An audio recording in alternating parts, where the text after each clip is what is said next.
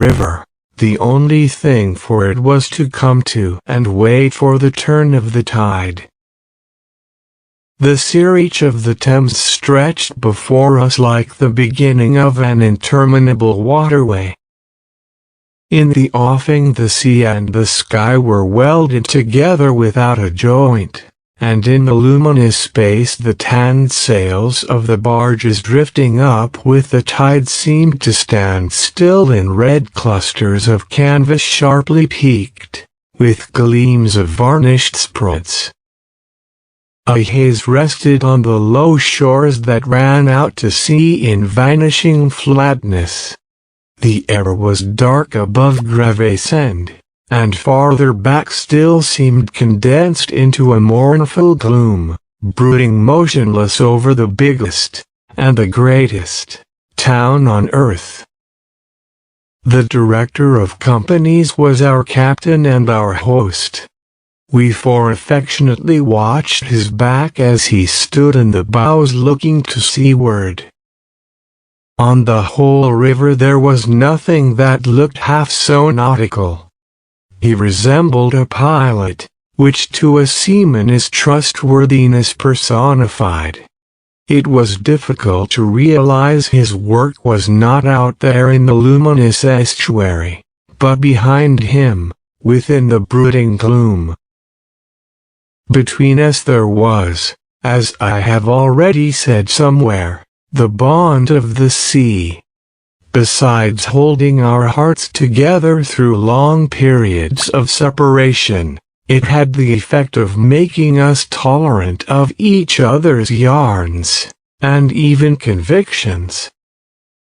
The lawyer, the best of old fellows, had, because of his many years and many virtues, the only cushion on deck, and was lying on the only rug. The accountant had brought out already a box of dominoes, and was toying architecturally with the bones. Marlowe sat cross-legged, right aft, leaning against the mizzen-mast. He had sunken cheeks, a yellow complexion, a straight back, an ascetic aspect, and, with his arms dropped, the palms of hands outwards, resembled an idol. The director, satisfied the anchor had good hold, made his way aft and sat down amongst us. We exchanged a few words lazily. Afterwards there was silence on board the yacht. For some reason or other we did not begin that game of dominoes. We felt meditative, and fit for nothing but placid staring. The day was ending in a serenity of still and exquisite brilliance.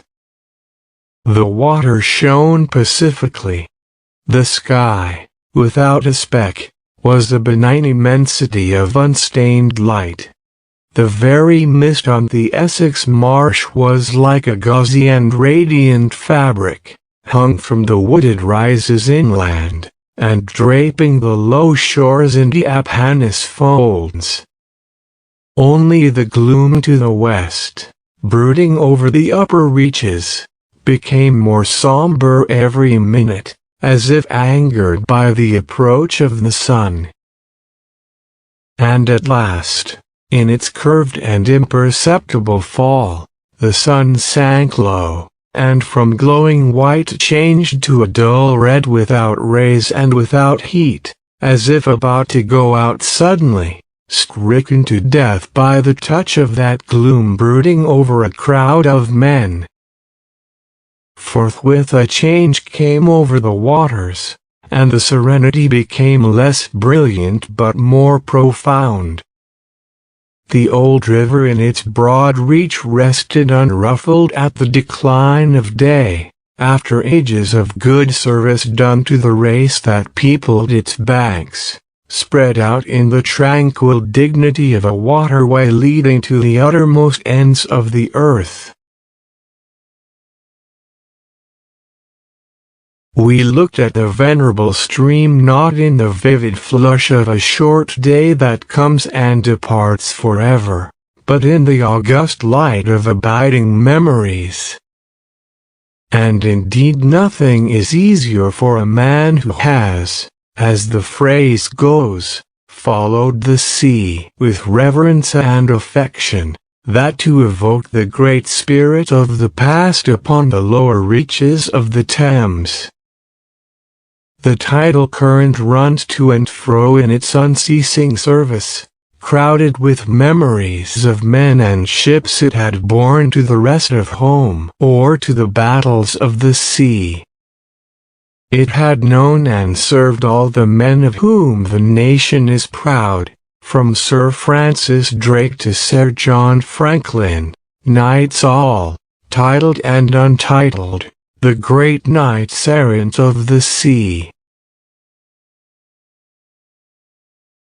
It had borne all the ships whose names are like jewels flashing in the night of time, from the Golden Hind returning with her rotund flanks full of treasure, to be visited by the Queen's Highness and thus pass out of the gigantic tale, to the Erebus and Terror, bound on other conquests, and that never returned. It had known the ships and the men.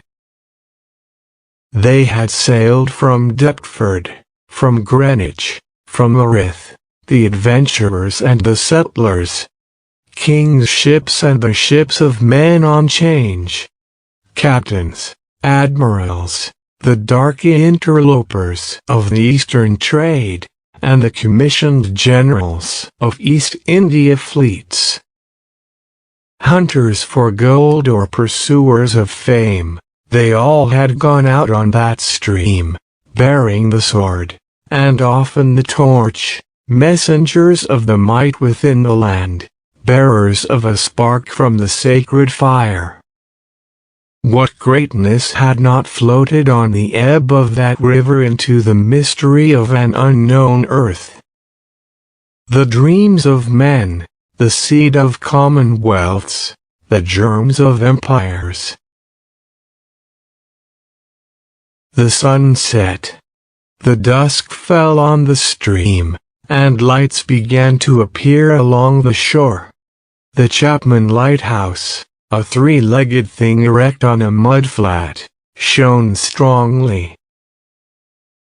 Lights of ships moved in the fairway, a great stir of lights going up and going down. And farther west on the upper reaches the place of the monstrous town was still marked ominously on the sky, a brooding gloom in sunshine, a lurid glare under the stars. And this also, said Marlowe suddenly, has been one of the dark places of the earth. He was the only man of us who still followed the sea. The worst that could be said of him was that he did not represent his class. He was a seaman, but he was a wanderer, too, while most seamen lead, if one may so express it, a sedentary life. Their minds are of the stay-at-home order, and their home is always with them, the ship. And so is their country, the sea.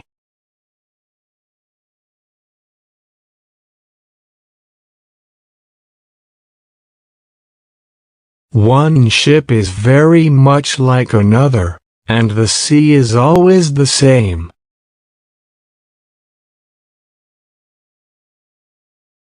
In the immutability of their surroundings, the foreign shores, the foreign faces, the changing immensity of life, glide past, veiled not by a sense of mystery, but by a slightly disdainful ignorance.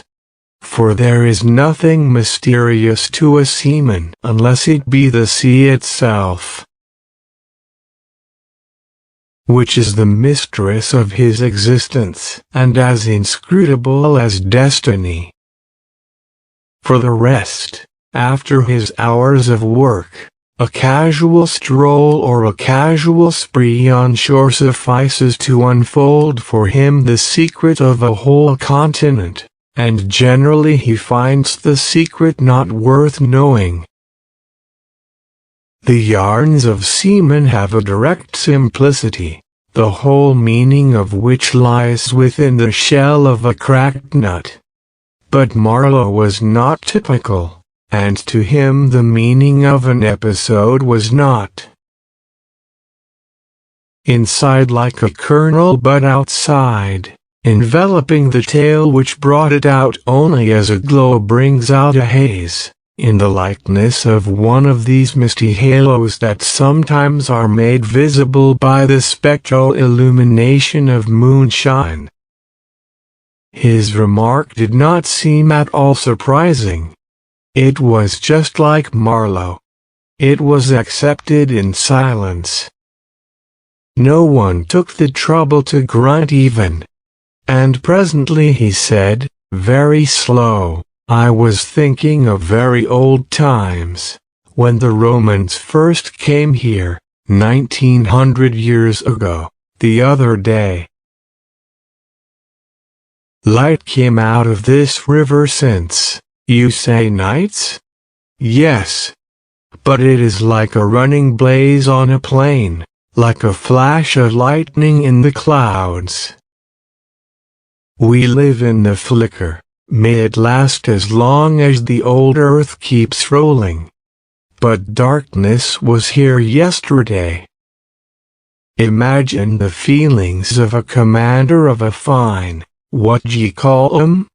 Trireme in the Mediterranean, ordered suddenly to the north. Run overland across the Gauls in a hurry. Put in charge of one of these craft the legionaries. A wonderful lot of handy men they must have been. 2. Used to build, apparently by the hundred, in a month or two, if we may believe what we read. Imagine him here, the very end of the world, a sea the color of lead, a sky the color of smoke, a kind of ship about as rigid as a concertina, and going up this river with stores, or orders, or what you like. Sandbanks, marshes, forests, savages, precious little to eat fit for a civilized man, nothing but Thames water to drink. No Falernian wine here, though going ashore. Here and there a military camp lost in a wilderness, like a needle in a bundle of hay, cold, fog, tempests, disease, exile, and death, death skulking in the air, in the water, in the bush. They must have been dying like flies here. Oh, yes, he did it. Did it very well, too, no doubt, and without thinking much about it either, except afterwards to brag of what he had gone through in his time, perhaps. They were men enough to face the darkness. And perhaps he was cheered by keeping his eye on a chance of promotion to the fleet at Ravenna by and by, if he had good friends in Rome and survived the awful climate. Or think of a decent young citizen in a toga. Perhaps too much dice, you know, coming out here in the train of some prefect, or tax-gatherer, or trader even, to mend his fortunes. Land in a swamp, march through the woods, and in some inland post feel the savagery, the utter savagery, had closed round him, all that mysterious life of the wilderness that stirs in the forest, in the jungles, in the hearts of wild men. There's no initiation either into such mysteries. He has to live in the midst of the incomprehensible, which is also detestable. And it has a fascination, too, that goes to work upon him. The fascination of the abomination, you know. Imagine the growing regrets, the longing to escape, the powerless disgust, the surrender, the hate. He paused. Mine, he began again, lifting one arm from the elbow, the palm of the hand outwards, so that, with his legs folded before him, he had the pose of a Buddha preaching in European clothes and without a lotus flower. Mine, none of us would feel exactly like this. What saves us is efficiency, the devotion to efficiency. But these chaps were not much account, really. They were no colonists. Their administration was merely a squeeze, and nothing more, I suspect. They were conquerors, and for that you want only brute force, nothing to boast of, when you have it, since your strength is just an accident arising from the weakness of others. They grabbed what they could get for the sake of what was to be got. It was just robbery with violence, aggravated murder on a great scale, and meant going at it blind, as is very proper for those who tackle a darkness. The conquest of the earth, which mostly means the taking it away from those who have a different complexion or slightly flatter noses than ourselves, is not a pretty thing when you look into it too much. What redeems it is the idea only. An idea at the back of it. Not a sentimental pretense but an idea. And an unselfish belief in the idea. Something you can set up, and bow down before, and offer a sacrifice to. He broke off. Flames glided in the river, small green flames, red flames, white flames, pursuing, overtaking, joining, crossing each other, then separating slowly or hastily. The traffic of the great city went on in the deepening night upon the sleepless river. We looked on, waiting patiently. There was nothing else to do till the end of the flood. But it was only after a long silence, when he said, in a hesitating voice, "I suppose you fellows remember I did once turn freshwater sailor for a bit, that we knew we were fated, before the ebb began to run." To hear about one of Marlowe's inconclusive experiences. "I don't want to bother you much with what happened to me personally," he began, showing in this remark the weakness of many tellers of tales who seem so often unaware of what their audience would like best to hear. Yet, to understand the effect of it on me you ought to know how I got out there, what I saw, how I went up that river to the place where I first met the poor chap. It was the farthest point of navigation and the culminating point of my experience. It seemed somehow to throw a kind of light on everything about me, and into my thoughts. It was somber enough, too, and pitiful, not extraordinary in any way. Not very clear either. No, not very clear. And yet it seemed to throw a kind of light. I had then, as you remember, just returned to London after a lot of Indian Ocean, Pacific, China Seas, a regular dose of the East, 6 years or so, and I was loafing about, hindering you fellows in your work and invading your homes, just as though I had got a heavenly mission to civilize you. It was very fine for a time, but after a bit I did get tired of resting. Then I began to look for a ship. I should think the hardest work on earth. But the ships wouldn't even look at me. And I got tired of that game, too. Now when I was a little chap I had a passion for maps. I would look for hours at South America, or Africa, or Australia, and lose myself in all the glories of exploration. At that time there were many blank spaces on the earth, and when I saw one that looked particularly inviting on a map I would put my finger on it and say, "When I grow up I will go there." The North Pole was one of these places, I remember. Well, I haven't been there yet, and shall not try now. The glamour's off. Other places were scattered about the hemispheres. I have been in some of them, and... well, we won't talk about that. But there was one yet, the biggest, the most blank, so to speak, that I had a hankering after. True, by this time it was not a blank space anymore. It had got filled since my boyhood with rivers and lakes and names.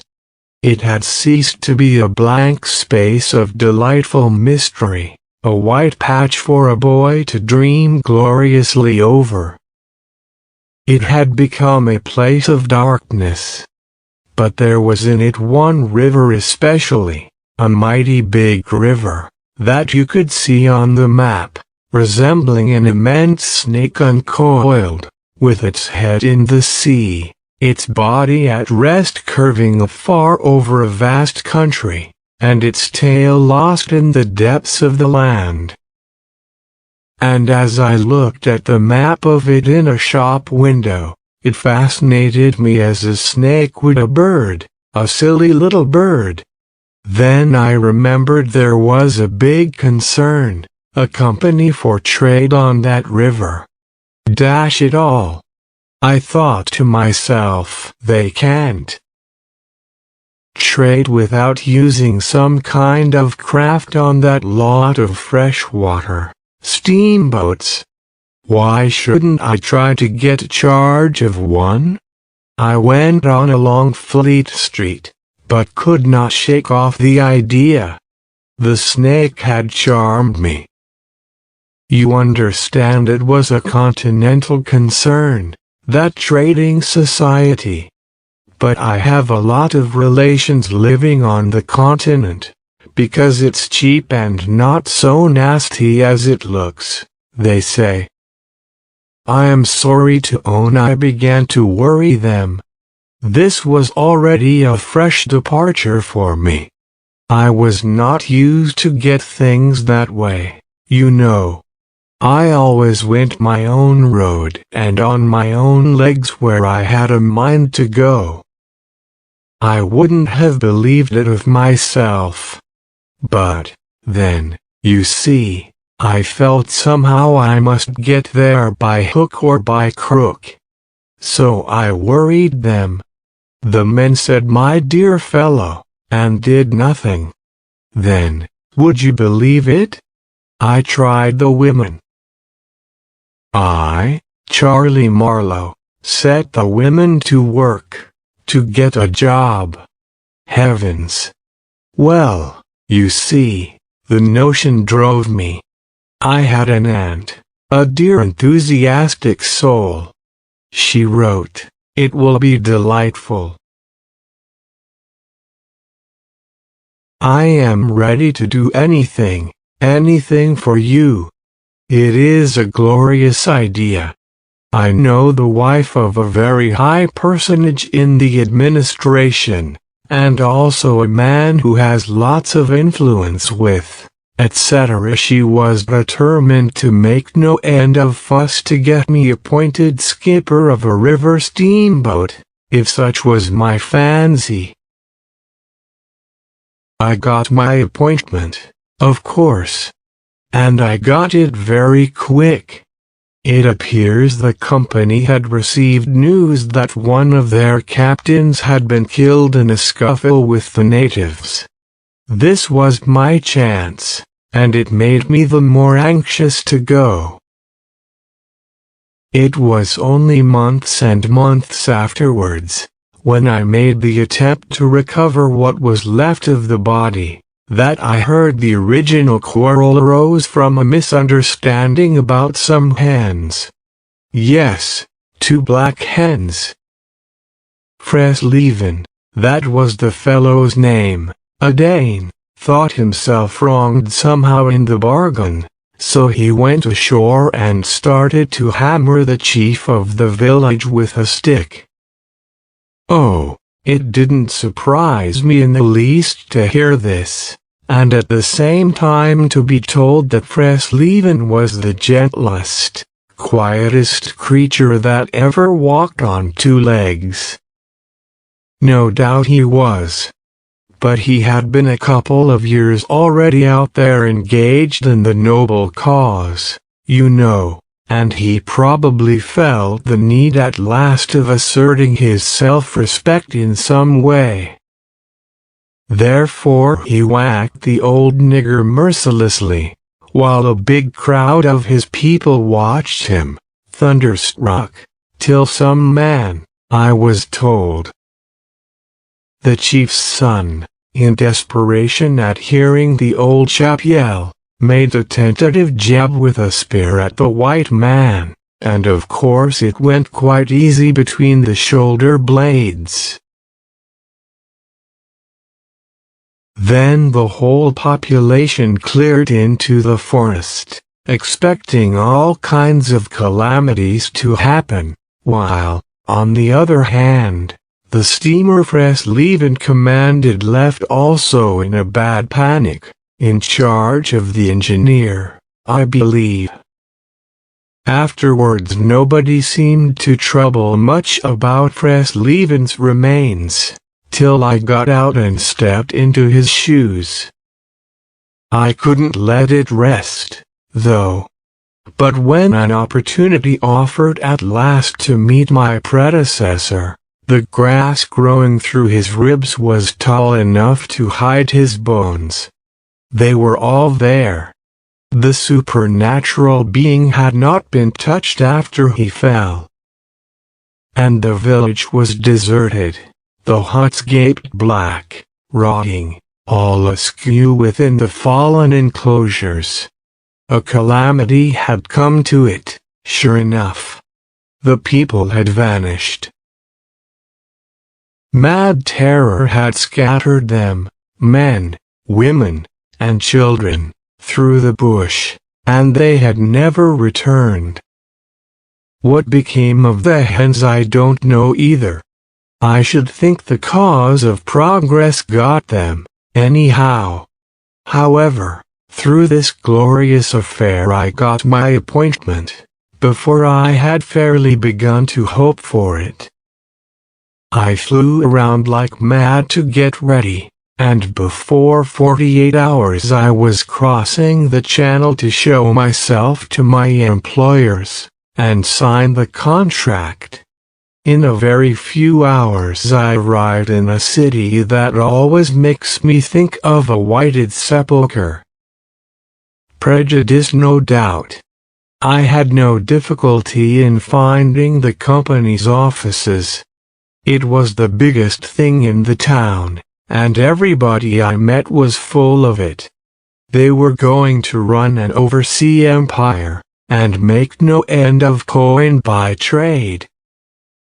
A narrow and deserted street in deep shadow, high houses, innumerable windows with Venetian blinds, a dead silence, grass sprouting right and left, immense double doors standing ponderously ajar. I slipped through one of these cracks, went up a swept-and garnished staircase, as arid as a desert, and opened the first door I came to. Two women, one fat and the other slim, sat on straw-bottomed chairs, knitting black wool.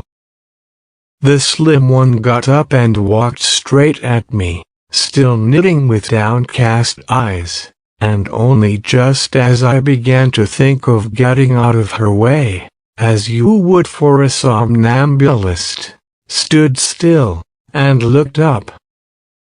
Her dress was as plain as an umbrella cover, and she turned round without a word and preceded me into a waiting room. I gave my name, and looked about. Deal table in the middle, plain chairs all.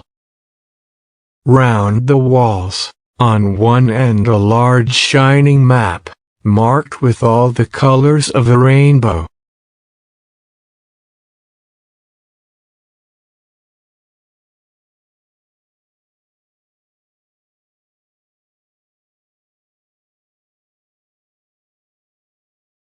There was a vast amount of red, good to see at any time, because one knows that some real work is done in there, a deuce of a lot of blue, a little green, smears of orange, and, on the east coast, a purple patch, to show where the jolly pioneers of progress drink the jolly lager beer.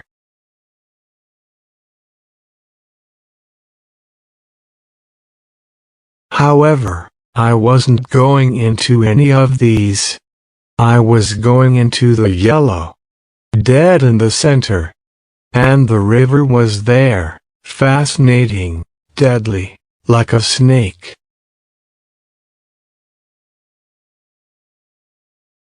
Ooh!